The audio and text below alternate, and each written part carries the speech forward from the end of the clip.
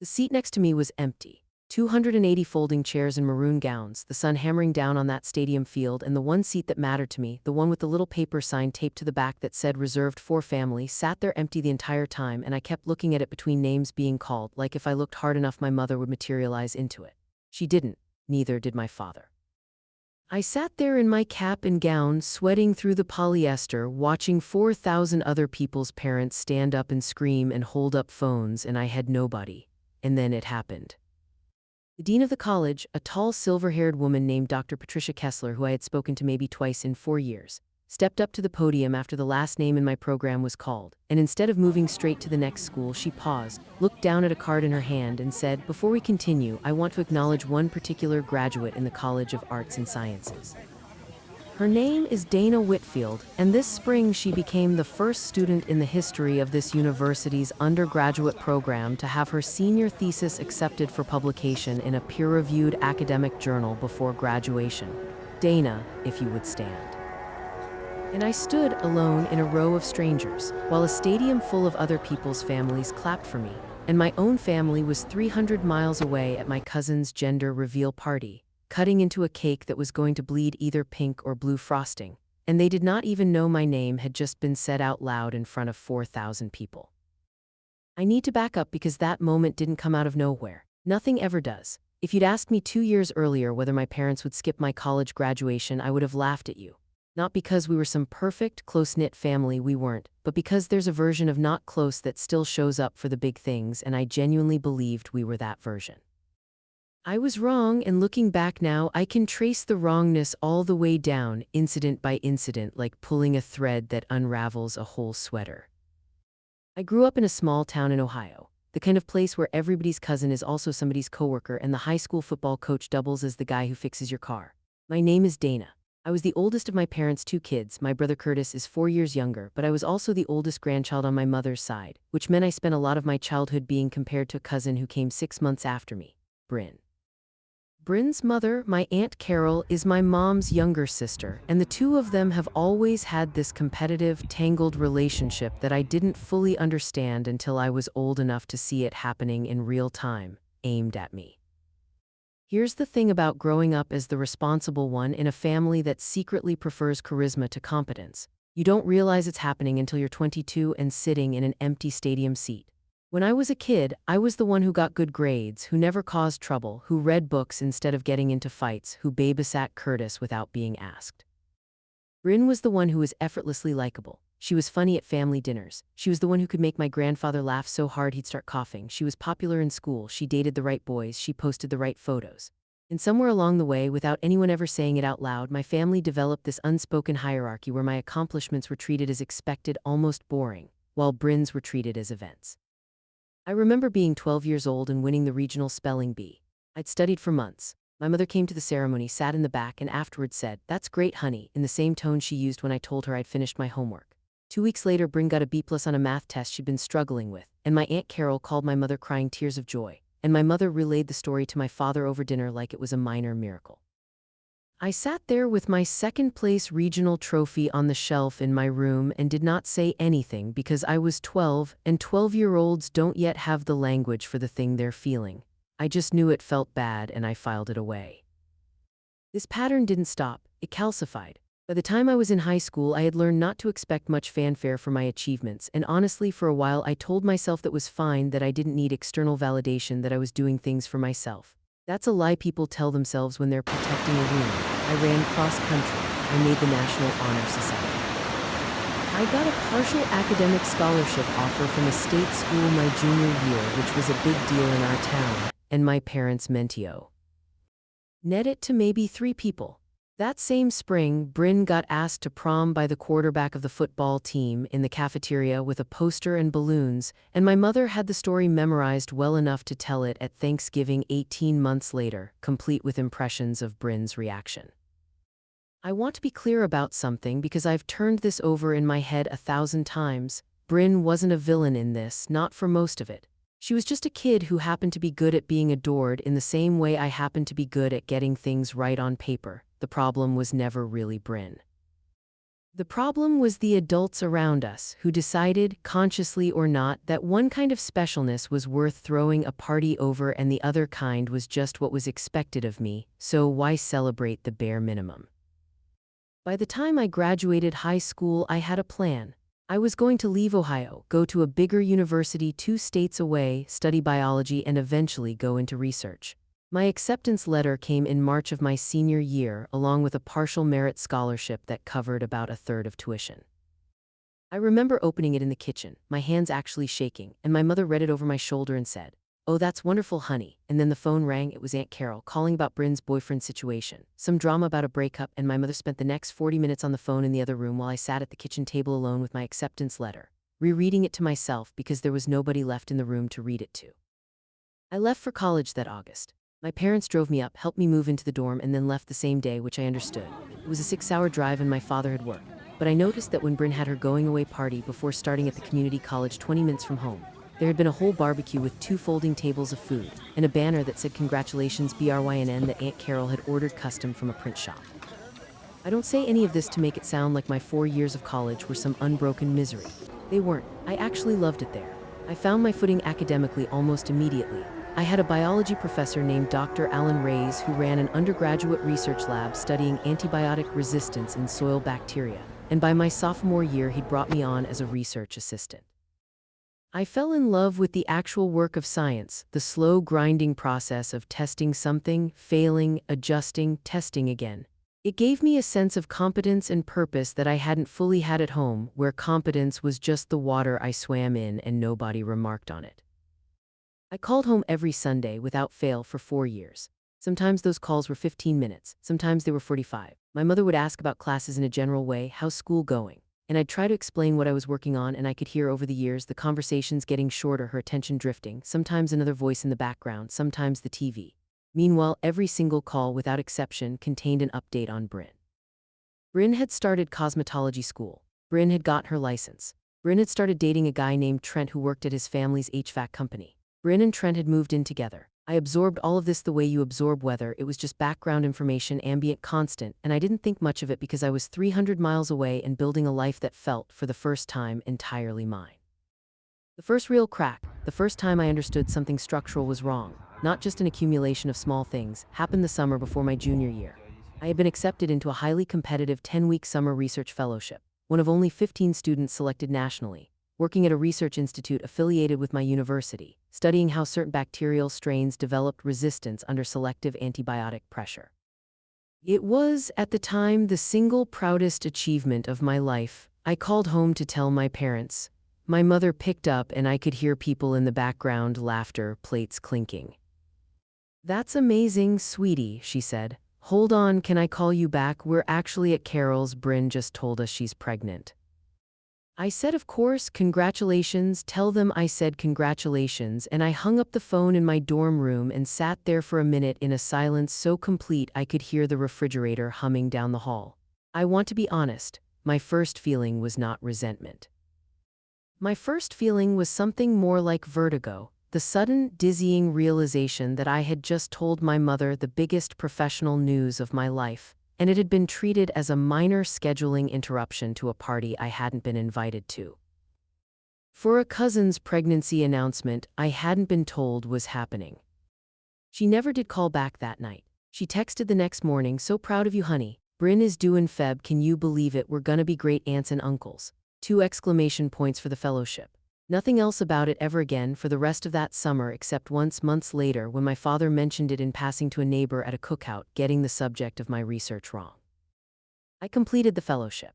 It was grueling and thrilling in equal measure, 60-hour weeks in the lab, presentations in front of actual working scientists, late nights running gel electrophoresis with 3 other students who became close friends because we were the only people awake in the building at 11 p.m. at the end of the 10 weeks.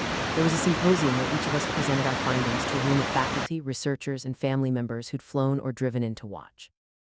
Almost every other student in that program had at least one parent in the audience. I had my roommate Priya, who came and sat in the 3rd row and took pictures on her phone because she knew nobody else would. That was the first time I let myself really feel it, sitting in that auditorium beforehand, watching other students' parents hug them, straighten their collars, whisper good luck, and realizing with a kind of quiet, private devastation that I had become the kind of daughter whose accomplishments happened in rooms her parents weren't in. I didn't say anything to my parents about how that felt.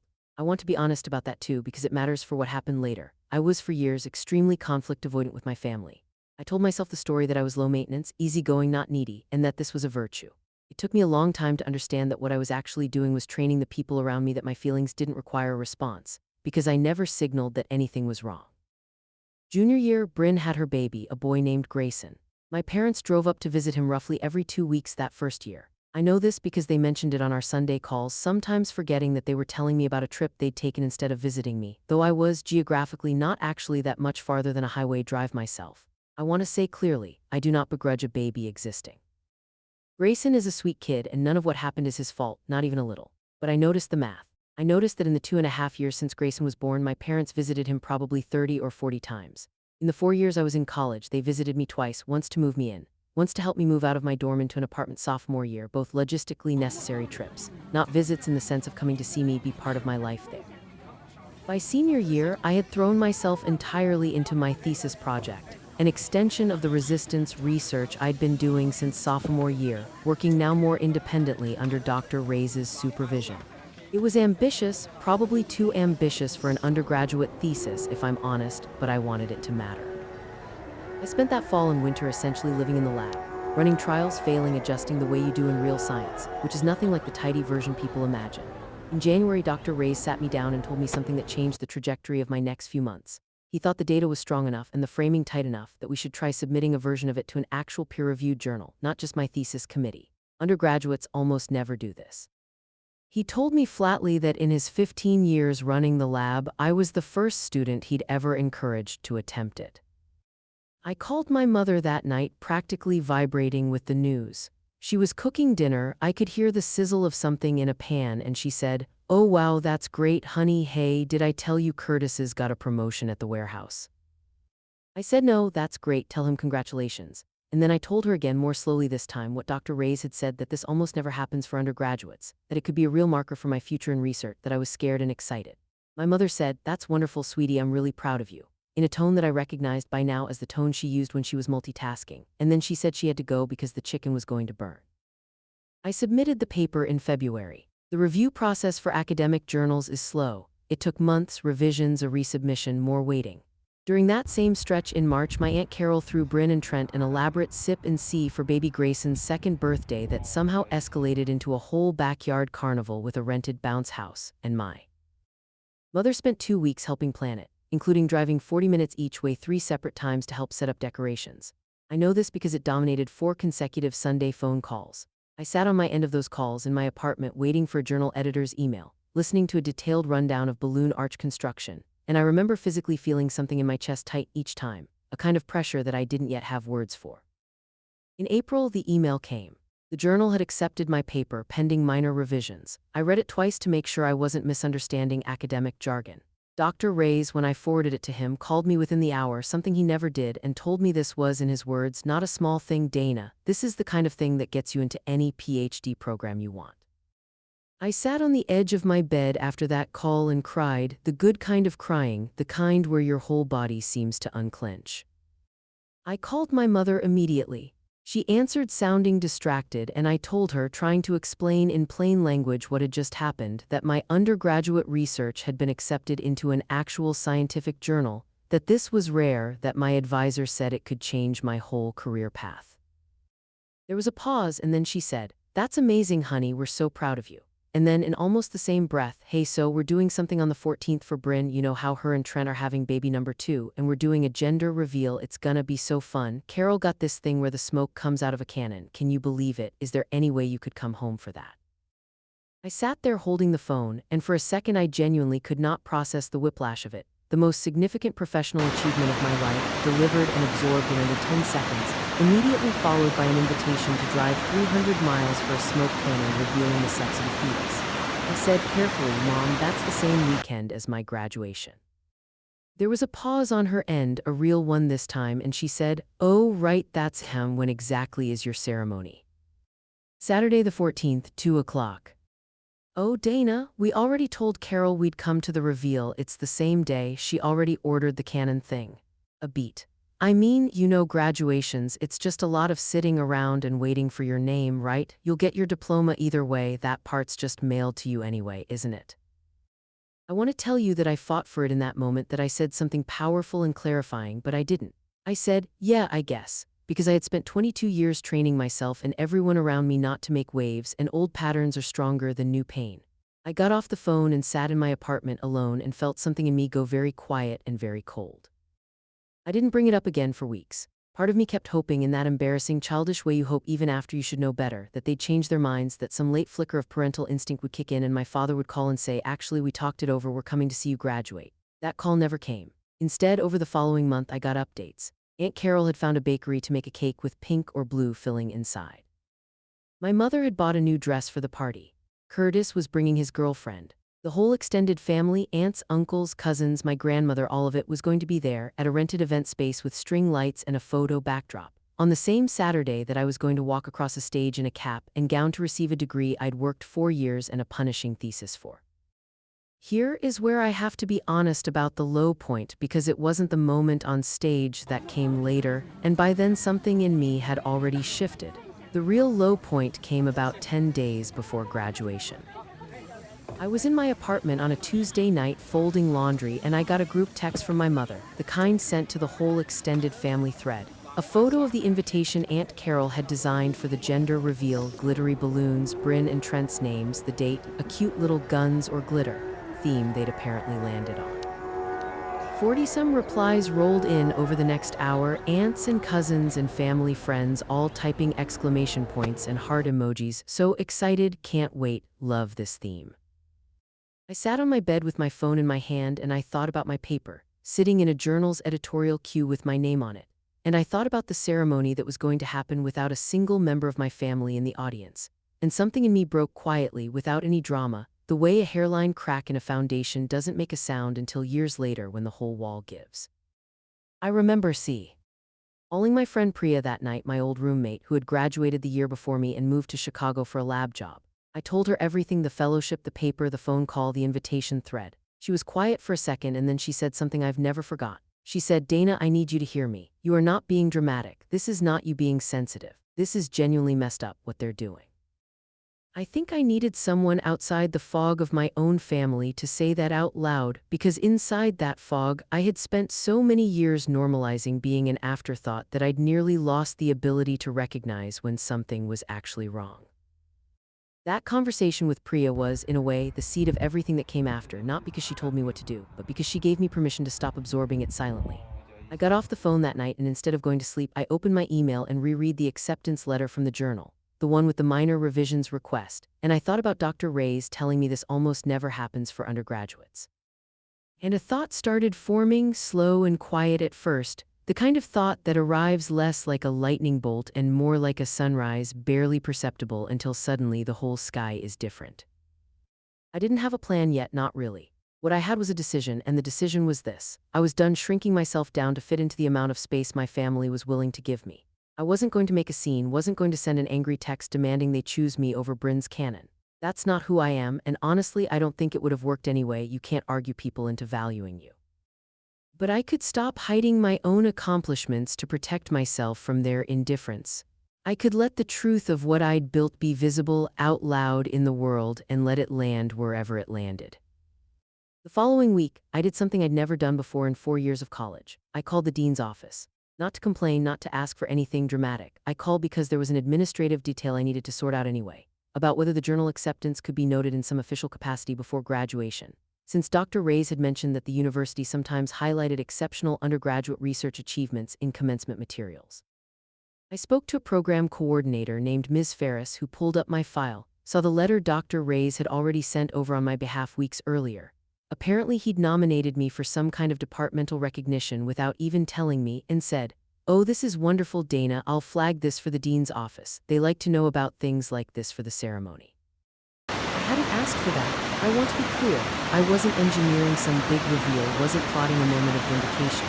I genuinely thought, if I thought about it at all, that flagging it for the dean's office meant maybe my name would appear in a program booklet somewhere in small print. I had no idea it would turn into what it turned into.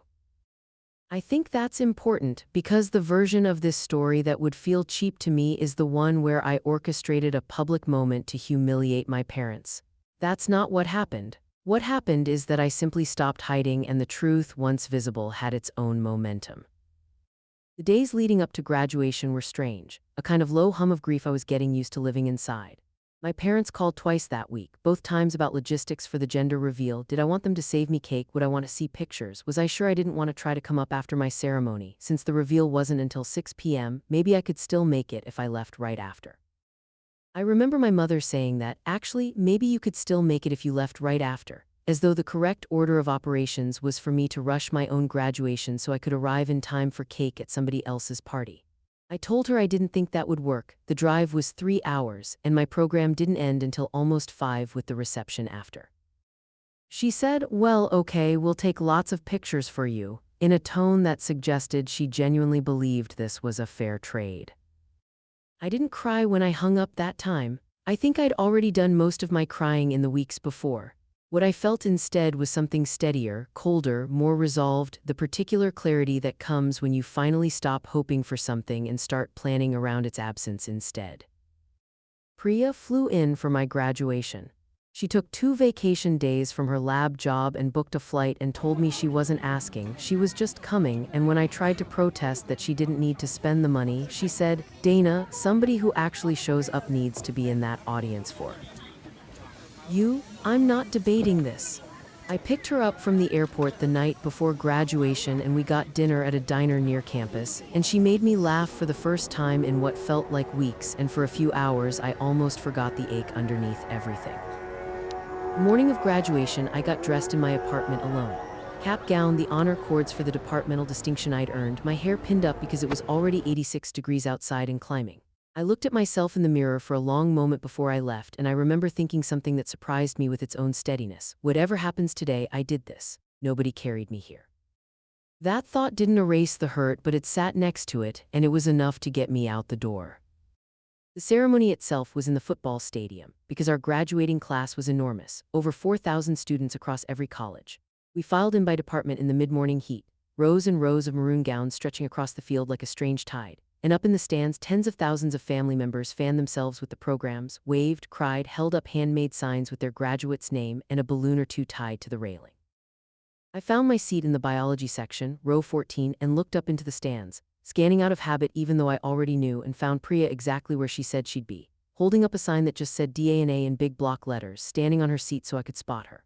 I felt my throat tight and I waved back at her, and for a second that was enough, one person in a stadium of 40,000 who had shown up for me on purpose. The ceremony was long, the way these things always are. Speeches from the university president, from a state senator who'd been invited to give the commencement address and talked 20 minutes too long about resilience, from the student body president. Then the colleges began being called up one by one to have their graduates recognized, largest to smallest, which meant arts and sciences, my college, was somewhere in the middle of a 3-hour program. I sat there in the heat, sweat gathering under my gown, watching the ceremony unfold in that strange dual awareness you get at big events, half present in the moment, half checking my phone where the family group text was at that very hour filling with photos from Aunt Carol's backyard, balloon arches, a table of pink and blue cupcakes. My mother in a new floral dress, smiling next to my father, both of them tagged in a photo Aunt Carol had posted 40 minutes earlier, captioned, "Can't wait for the big reveal today, so blessed." I turned my phone face down in my lap after that and made myself watch the stage.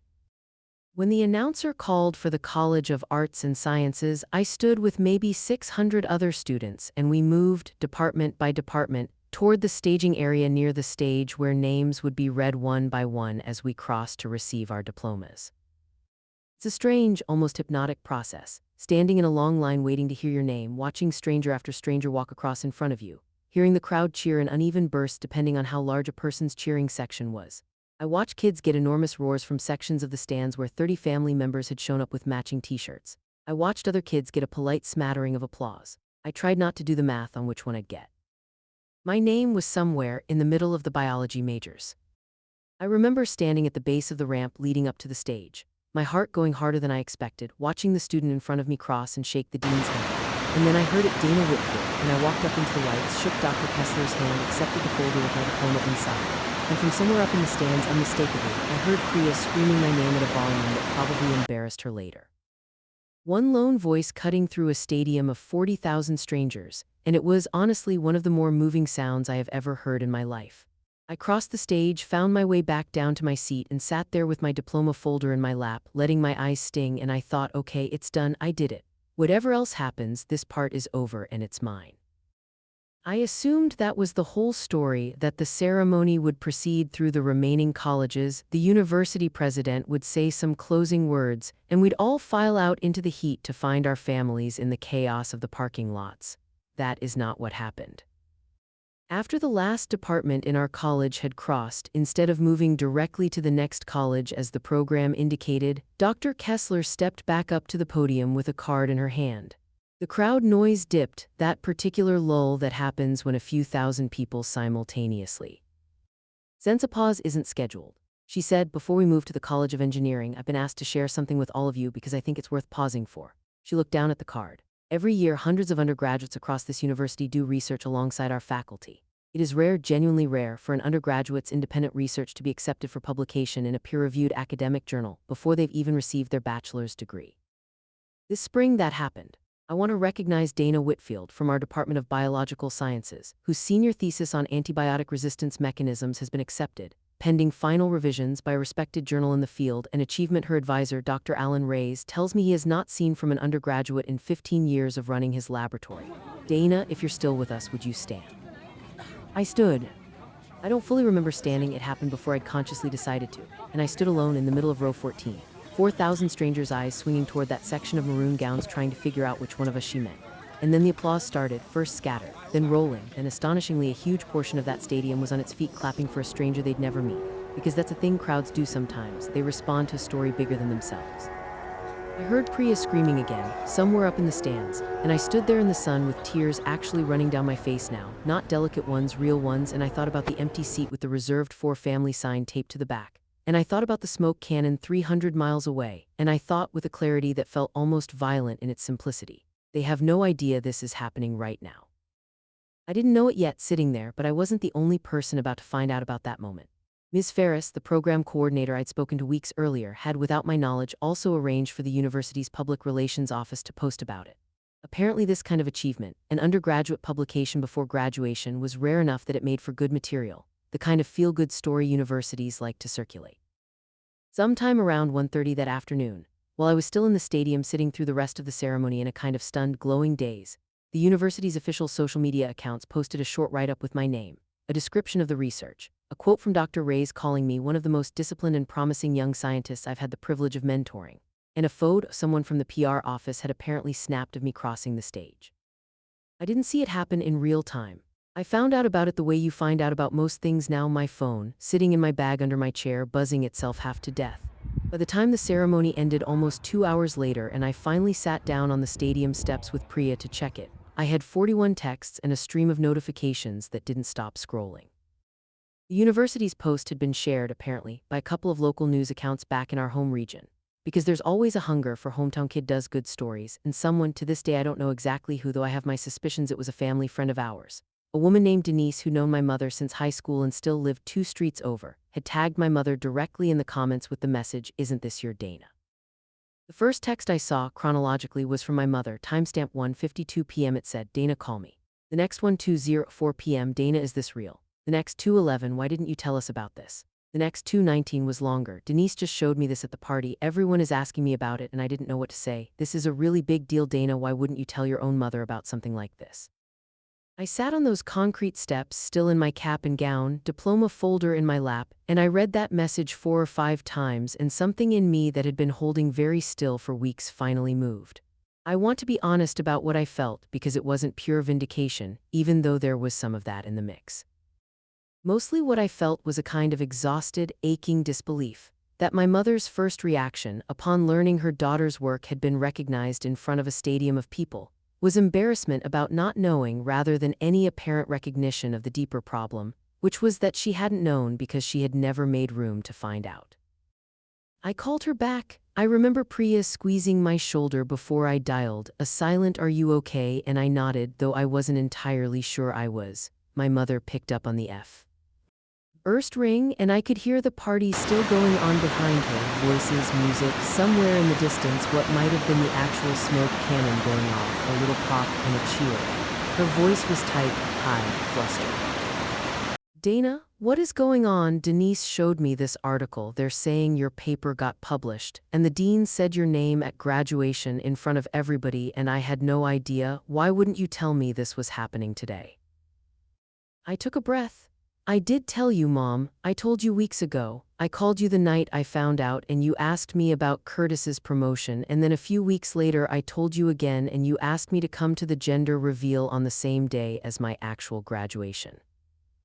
There was a pause, a real one, the kind where you can practically hear someone recalculating. I remember you mentioning something about a paper. I didn't realize I didn't understand it was this big a deal, Dana, the way you explained it, I didn't. I told you Dr. Reyes said this doesn't happen for undergrads. I told you it could change what PhD programs I get into. I told you it was the biggest thing that's happened in my whole academic career. My voice was steady, which surprised me because inside I did not feel steady at all. And today, at my actual graduation, the dean of the entire college stood up in front of 4,000 people and said my name and talked about it for a full minute. And the seat you were supposed to be sitting in was empty because you were at a gender reveal party for a baby that hasn't been born yet. I heard her breath catch. In the background, I heard my father's voice, muffled, asking what was wrong, and I heard her half cover the phone and say something to him I couldn't make out, and then Aunt Carol's voice, closer now, saying, "What's going on?" in that particular tone people use when they smell drama and want in on it. Dana, honey, I'm sorry, we didn't know it would be like this. We thought it was just a regular graduation. You know how these things are. Everybody said their kid's ceremony was just a lot of sitting around. It doesn't matter what kind of ceremony it was, I said, and I think this was the moment where something finally, cleanly broke loose in me, some knot I'd been carrying since I was 12 years old, holding a second-place spelling trophy nobody cared about. It matters that you chose Bryn's cake flavor reveal over watching your own daughter graduate college. And you've been choosing that over and over for years, and I never said anything, and today I don't think I can pretend anymore that it doesn't matter. There was a long silence on the line. I could hear, faintly, someone in the background. I found out later it was my grandmother asking Aunt Carol what Dana was upset about. And Aunt Carol saying something I couldn't make out, and then my mother's voice came back, smaller now, stripped of its earlier flustered defensiveness. I didn't realize you felt this way, she said. Dana, I thought you were fine. You never say anything. You never seem upset about any of this. I know, I said, that's kind of the point. I didn't yell. I want to be clear about that because in my head before this moment I'd imagined 100 versions of finally confronting my family. And most of them involved raised voices, maybe even some cruelty, the kind of thing you fantasize about when you're hurt and haven't said anything out loud in years. What actually happened was quieter and I think more devastating for exactly that reason. I told her in a level voice, standing on stadium steps in my cap and gown with my closest friend beside me. Everything I had swallowed for a decade, the spelling bee, the fellowship phone call interrupted by pregnancy news. The number of times Bryn's milestones got parties and mine got a distracted, that's nice, honey. The way I had spent years training myself to expect nothing so that I wouldn't be disappointed, and how exhausting and lonely that training had been. My mother cried on the phone. I could hear it, the particular catch in her breathing. She kept saying she didn't realize, she didn't mean it that way. She loved me just as much as Bryn, she was just, and here she trailed off because I don't think she had a good end to that sentence. Eventually my father got on the phone, which almost never happened. He wasn't a big phone talker, and he said gruffly, "Dana, I'm sorry. Your mother and we messed this one up. I don't have a good excuse." It wasn't a long apology, it wasn't eloquent. But it was the first time in my entire life I remember my father apologizing to me for anything, and it landed harder than any elaborate speech could have. The party, I learned later, essentially fell apart around that phone call. My mother left in the middle of it, upset, my father driving her home while Aunt Carol reportedly stood in her backyard, cake in hand, tea.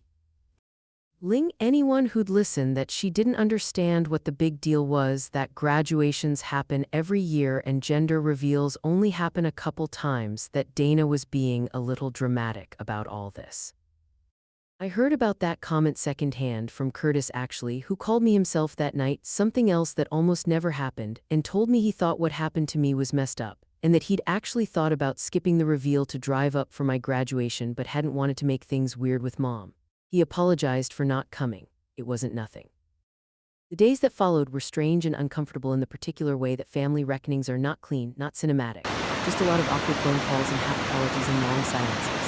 My mother called me 2 days later, sober and clear-headed this time, no party nose in the background, and told me she'd been thinking about what I said and she was ashamed. She used that word ashamed, which surprised me because my mother is not a woman prone to dramatic self-criticism. She told me she'd look back at photos from my childhood and realized how few of them were from things that were about me specifically versus things where I was standing at the edge of a photo clearly taken for someone else's milestone. She told me she didn't have a good explanation for why it had happened this way, other than that Carol was louder and Bryn was easier to celebrate in a simple way, and I had always seemed so capable that it never occurred to her I might need the same kind of attention. I didn't forgive everything in that conversation. I want to be honest about that because I think there's a version of this story that would tie a neat bow on it. My mother apologizes, everyone hugs, roll credits, and that's not really how it went. What actually happened is that we started slowly having more honest conversations than we'd had in years. I told her clearly that I needed her to actually show up for things going forward, not just say she was proud of me over text with a couple of exclamation points.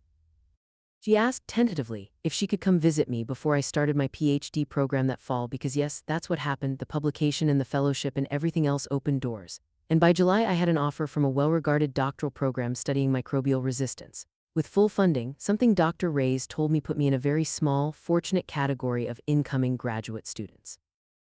I said yes, she could visit, and in August she actually did, driving up alone without my father for a weekend. The first time in my entire college experience she had ever visited simply to see me and not to help me move something. Aunt Carol and I have not fully repaired things, if I'm honest. She sent me a stiff, somewhat backhanded text a few weeks after graduation saying she'd heard the good news and was proud of me too, which felt less like an apology and more like damage control once she realized the story had gotten some local attention. Bryn, for her part, actually reached out separately on her own, a few days after everything happened, and said something that stuck with me. She said she was sorry that she hadn't realized how lopsided things had been growing up, that she'd always kind of assumed I didn't care about that stuff because I never seemed to. I told her I didn't blame her, and I meant it. She had just been a kid who got loved loudly.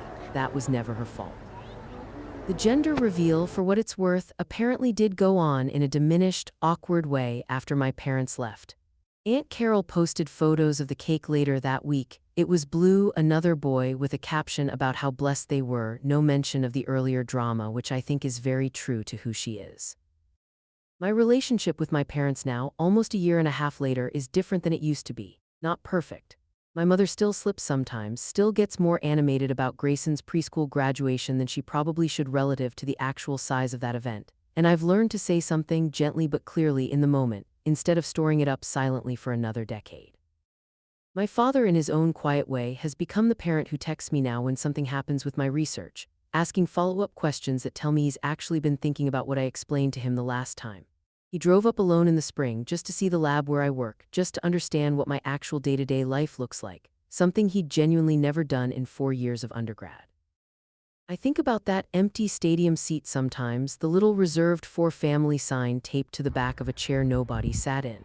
For years I thought the lesson of that day was about my parents, about what they did wrong, and there's truth in that. They did do something wrong, and I don't think it's my job to pretend otherwise, just to keep the peace.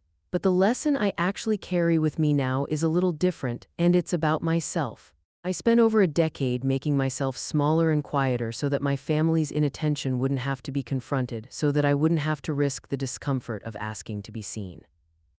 What that phone call on the stadium steps taught me, more than any apology I received afterward, is that the people who love you can't fix what they don't know is broken, and staying silent to protect them from that knowledge doesn't protect anyone. It just leaves you standing in an empty row, waiting for a seat to fill itself. I don't wait quietly anymore. If something matters to me, I say so out loud before a dean has to say it for me in front of 4,000 strangers. It shouldn't have taken that, but I'm grateful in a strange way that it did.